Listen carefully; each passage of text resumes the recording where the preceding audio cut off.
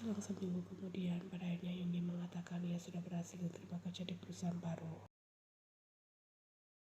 Dia sudah resign juga dari bar dan lagi-lagi sempat mengatakan terima kasih pada Taehyung dan Ian spontan mereka kemarin yang sudah bersedia repot-repot mencarikan Yungi pekerjaan sementara. Melihat hal itu, Taehyung dan Ian ikut merasa senang dan lega. Pada akhirnya Yungi bisa kembali memperbaiki kondisi ekonomi keluarga mereka sedikit demi sedikit. Hari ini pertama kalinya kawan absen bekerja tanpa keterangan yang jelas. Minji juga sama tiba-tiba saja datang berkunjung ke MNC-sus tanpa memberikan kabar terlebih dahulu hingga membuat Ian bertanya-tanya sebenarnya ada apa ini. Junian ada gosip terpanas dijamin bisa membuatmu melongo. Seru Minji dengan semangat 45 sesaat setelah ia menerobos masuk ke dalam ruang malam mereka. Gosip apa? Kau tiba-tiba datang kemari hanya ingin mengajakku bergosip. Ian habis pikir. Iya, karena tidak akan seru kalau bicara lewat telepon. Aku sampai rela meminta Jungkook Kopa mengantarku datang kemari, padahal sebenarnya aku sangat malas untuk pergi kemana-mana, jawab Minji. Padahal kan bisa saja aku yang datang berkunjung ke rumahmu, balas Ian. Tidak perlu, karena kau datangnya pasti lama, ada kemungkinan juga gagal berkunjung kalau memang kau sedang sibuk sekali. Ujar Minji sudah hafal dengan Ian yang bisa saja tiba-tiba membatalkan janji karena suatu hal mendesak. Aku penasaran sekali, sebenarnya ini kenyataan atau sekedar gosip belaka, aku mau Minji. Jadi ada apa? Tanya Ian sudah penasaran. Coba lihat ini, Minji menyodorkan ponselnya untuk bisa Ian lihat. Ian terlihat terkejut melihat foto tersebut. Dia bersama dengan siapa? Mau itu menunduk, jongkok, pakai masker, pakai tudung, bahkan foto hanya perhatian punggungnya saja. Ian masih bisa mengenali sosok lelaki itu karena mereka pernah menghabiskan waktu bersama selama 12 tahun lamanya. Minji sudah mengambil posisi duduk di sofa karena merasa pegal jika harus berdiri terus. Ian segera mengikuti langkah Minji di sana. Aku sangat mengenal siapakah di sini. Apa kau juga bisa mengenalinya, Yena? Tanya Minji. Aku tidak tahu siapakah di sini, jawab Ian jujur. Minji sudah menghela nafas di sana. Kasihnya terkenal karena keluarganya yang kaya 7 turunan. Lalu, Minji menatap Ian heran. Kau serius nggak sih bertanya? Dan perlu aku jelaskan secara detail? Ya karena aku tidak paham, balas Ian. Begini Yena, Minji berdiam sebentar mencoba untuk menetapkan tenggorokannya yang terasa agak kering. Aku mendapatkan foto ini dari Pak Kaon. Dia mengaku mengambilnya secara diam-diam dari ponsel Yunggi. Lalu apa kau tahu alasan Kaon tak masuk kerja hari ini karena apa? Ian merasakan kehilangan pelan. Kaon sudah menangis histeris, dia merasa gelisah, rasa dan tenang. Tak bisa tidur dengan nyenyak dan tak enak makan. Intinya Kaon tak bisa beraktivitas dengan lama setelah melihat foto tersebut. Kaon curiga suaminya sudah berselingkuh, jelas Minji. Bagaimana mungkin Yungi berselingkuh? Umum Ian masih tak bisa percaya. Ian memperhatikan foto itu sekali lagi dengan seksama. Memang tidak bisa dikatakan hanya sebatas teman, karena malah ada teman yang berpelukan mesra seperti itu. Tapi seorang Min Junggi, si bucin Pak Kaon berselingkuh masih tidak masuk akal jika itu adalah sebuah kenyataan. Karena foto itu juga tadi pagi Kaon bertengkar dengan suaminya. Suami dia seorang pilot kan? Tanya Minji. Iya, jawab Ian singkat. Nah ini, hari ini adalah penerbangan pertama suaminya setelah sekian lama yang membuat Kaon merasa tak tenang. Padahal sebelumnya dia bilang tidak pernah memiliki perasaan seperti ini, ucap Minji. Ian masih berusaha menelaah dalam hati apa benar Yungi berselingkuh, apa alasannya. Aku belum mengaku pada Kaon jika aku mengenal gadis di foto ini. Kaon meminta tolong padaku untuk mencari identitas lengkap gadis ini karena dia tahu lingkaran pertemananku lumayan luas, jelas Minji. Aku hanya takut jika terlalu terburu-buru memberikan informasi lengkap mengenai gadis ini nanti yang ada Kaon malah bersikap gegabah, lanjutnya. Benar, aku bisa memprediksi gadis ini akan ditabrak habis oleh Kaon. Kemudian, menurutku tidak hanya dilabrak, melainkan cepat atau lambat aku juga pasti akan terkena imbasnya, ujar Minji kelihatan pusing. Kenapa jadi kau yang terkena imbasnya? Tanya Ian heran. Perbuatanku yang sengaja menyembunyikan gadis ini. Dari kawan saja sudah tidak benar, jujur saja aku merasa bimbang harus mengaku atau terus berbohong, balas Minji. Seandainya aku berada di posisimu, aku juga pasti merasa bingung, tapi sebenarnya tidak ada salahnya aku memberitahu kawan karena ia adalah istri Sayonggi. Wajib ia memberikan solusi. Kawan punya hak untuk cegah perselingkuhan suaminya, terlebih lagi dia juga sahabat dekatmu, lanjutnya. Kau benar, kawan adalah sahabatku. Masalahnya, keadaan selingkuhan ini adalah sebabku jauhku, ucap menjeliri. Ayana tercengang. Kawan bilang sebelum kemarin suaminya sempat bekerja di bar. Ini teman Taeyong apa ya? Tanya Minji. Iya, balas yang singkat.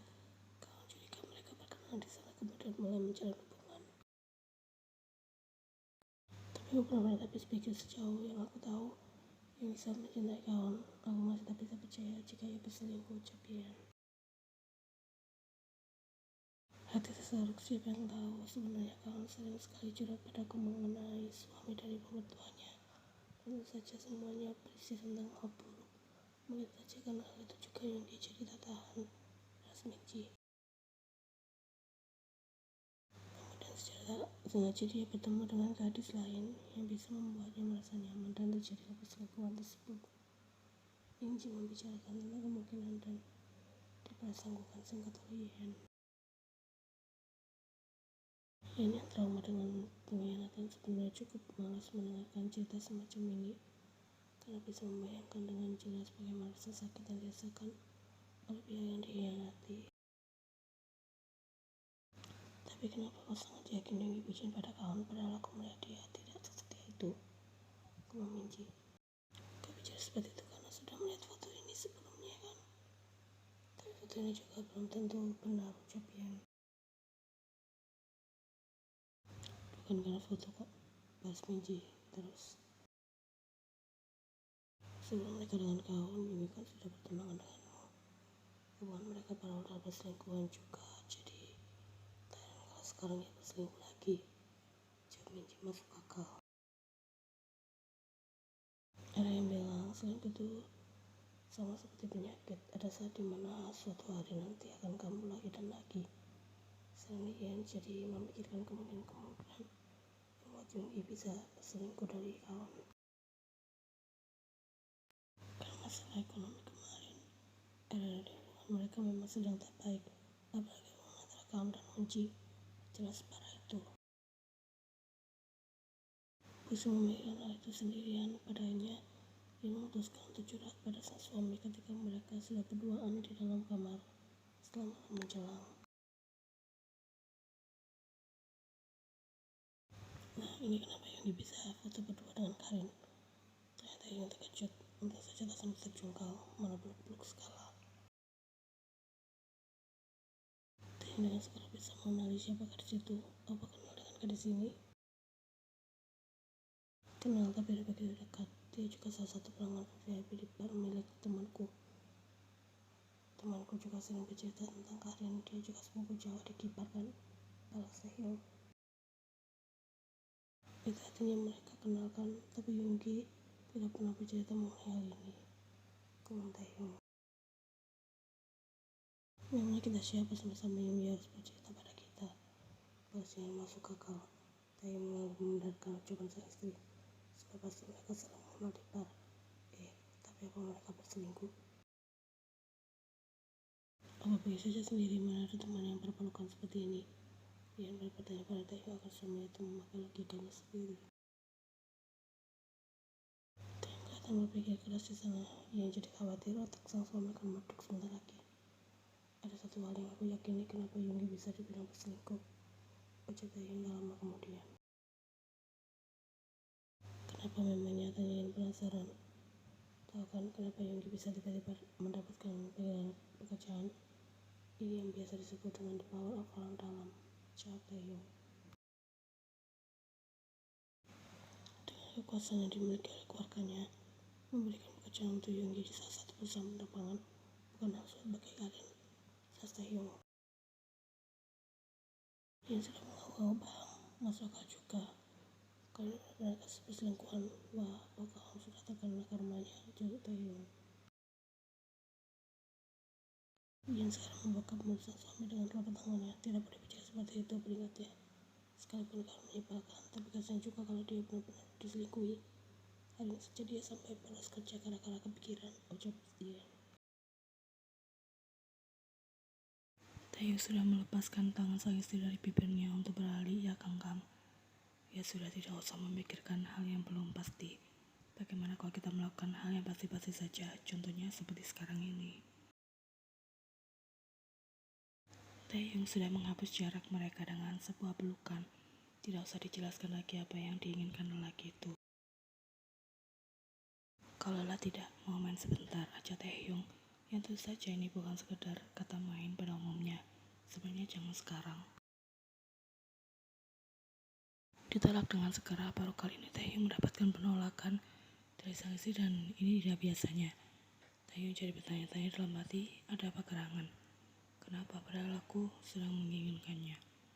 Tidak bisa ditunda-tunda lagi, ucap Taeyong masih belum menyerah. Harus ada kalimat tak bisa ditunda, karena biasanya dengan begitu, ia tak akan tega untuk menolak lagi. Tadi pagi aku belum menyadari sesuatu, Mama Yen. Menyadari apa? Tanya Taeyong penasaran. Kalau bulan ini aku belum dapat temu bulanan. Biasanya paling lambat kalau dihitung dari siklusnya tanggal 23 kemarin. Tapi ini sudah tanggal 28, belum datang juga. Sudah lewat sekitar 5 hari, ucap Yen. Sayang, wajah Taeyong sudah kelihatan takjub. Yen bisa langsung mengerti kemana arah pikiran sang suami. Tidak apa, jangan sedang dulu karena ini belum pasti. Bisa saja memang telah datang karena beberapa faktor. Lagi pula tubuhku merasa hal yang sama seperti saat Anda datang bulan. Jadi apa jangan berpikir yang tidak-tidak terlebih dahulu. Tapi aku sudah terlanjur senang. Bagaimana ini? Aku ingin melampiaskan perasaanku saat ini. Bahkan aku ingin memberikan pengumuman pada orang-orang satu kompleks jika istriku telah datang bulan, seru Taeyong Lipo.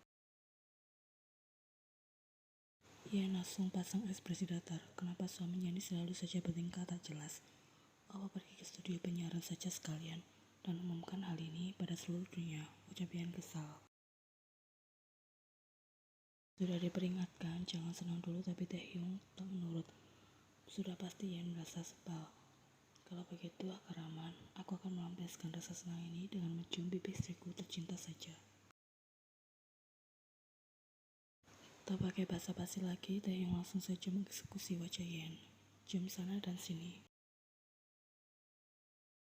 Opa, aku sudah memakai krim malam, jadi luntur semua kan? Seru Yan dengan dengusan kesal.